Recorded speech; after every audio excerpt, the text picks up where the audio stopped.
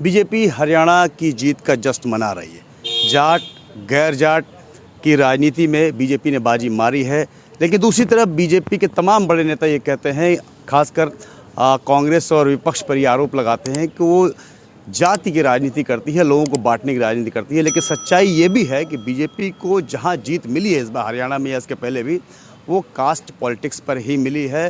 दलित OBC politics के बिना किसी भी पार्टी का काम नहीं चल सकता। हमारे साथ बीजेपी के पूर्व सांसद सोनकर साहब हैं। सर, इस सच्चाई को कैसे आप लोग स्वीकार नहीं कर पाते हैं कि बिना कास्ट पॉलिटिक्स के गुजारा नहीं है? हालांकि दूसरी तरफ आप और तमाम आपकी पार्टी के नेता कहते हैं कि बिना इसके मतलब दूसरी मतलब जात पात की राजनीति का विरोध करते हैं, लेकिन जात पात की राजनीति भी करते हैं। देखिए, इस देश में लंबे समय तक कांग्रेस की सरकार रही और कांग्रेस अंग्रेज़ों की नीति पे चली, बांटो और राज करो।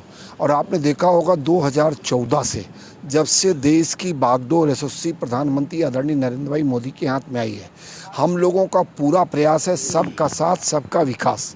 और आपने देखा होगा कि हरियाणा में विपक्ष ये भ्रम फैलाने में असफल रहा, वो जातियों में बांटने में असफल रहा और मोदी जी के नेतृत्व में हमने सबको साथ लेकर चलने का प्रयास किया है। लेकिन यूपी में देखिए, आप लोकसभा में बड़ा डंड लगा इस बात को लेकर के। मैं वही तो कह रहा हूँ कि उत्तर प्रदेश में विपक्ष का भ्रम, विपक्ष का झूठ और जातियों में बांटने का उनका प्रयास सफल रहा, जबकि हरियाणा में उनको नहीं चला। और हम फिर कहते हैं कि जब जब विपक्ष जातियों में बांटने की बात करता है तब तक देश का नुकसान करता है। हम लोग लगातार प्रयास कर रहे हैं कि इस देश में सबको साथ लेके सबके विकास की बात करें और उसी का परिणाम है कि आज हरियाणा में रिजल्ट आया। निश्चित रूप से उत्तर प्रदेश में हम लोग अपनी बात पहुंचाने में असफल रहे, ये लोग बांटने में सफल रहे, हम जोड़ने में असफल रहे। लेकिन हरियाणा की धरती ने ये संदेश दे दिया है कि अगर इस देश को मजबूत राष्ट्र के रूप में देखना है और मोदी जी के नेतृत्व में सबका विकास करना है तो हमको बंटना नहीं है, एक साथ खड़े होकर देश के सामने जो गरीबी है, बेरोजगारी है, उसके से लड़ना है, इस पे विजय प्राप्त करना है। विनोद जी, एक अग्नि परीक्षा फिर से आने वाली है, 10 उपचुनाव उत्तर प्रदेश के, जहां आपको भारी दंड मिला लोकसभा चुनाव में। तो इस 10 जो उपचुनाव होने हैं विधानसभा के, उसमें फिर से वही समीकरण उभर के निकल आ रहा है, जात का समीकरण, दलित कार्ड, ओबीसी कार्ड, क्योंकि आपका विकास वाला फैक्टर बहुत ज़्यादा चल नहीं पाया। ऐसे में आज खबर आई है कि समाजवादी पार्टी ने उम्मीदवारों की घोषणा कर दी है। तो बीजेपी किस रणनीति से इस 10 उपचुनाव में उतरने की तैयारी करेगी, क्योंकि साख का सवाल है बीजेपी का उत्तर प्रदेश में? देखिए, पहले तो मैं आपकी इस बात से सहमत नहीं कि हमारा विकास का मॉडल नहीं चला। अगर विकास का मॉडल ना चलता तो हरियाणा के इतिहास में तीसरी बार लगातार सर, उसी विकास के मॉडल ने उत्तर प्रदेश में आपको धोखा भी तो दिया। नहीं, मैं कह रहा हूँ कि जो विकास की बात कर रहे हैं हम अपनी गलती स्वीकारते हैं।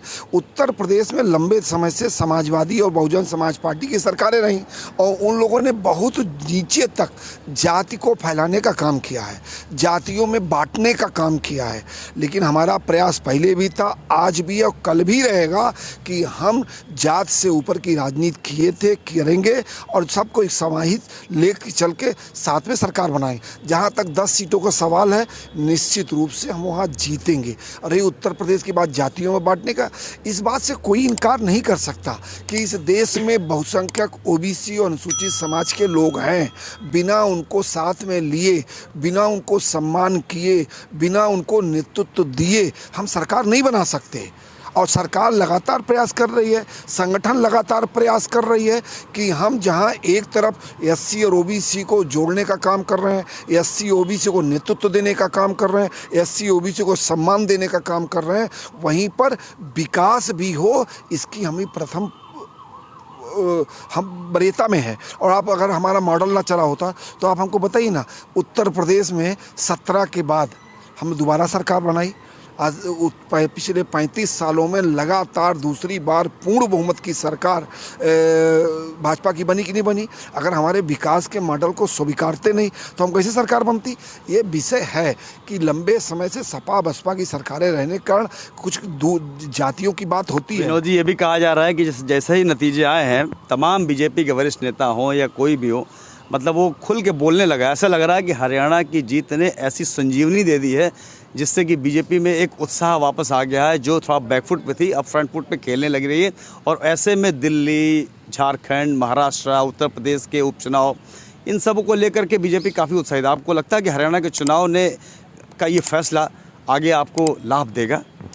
देखिए, सबसे पहली बात तो ये है कि 2024 के परिणाम के बाद जिस प्रकार के नैरेटिव सेट करने का प्रयास किया गया कि बीजेपी का जन समर्थन ख़त्म हो गया है।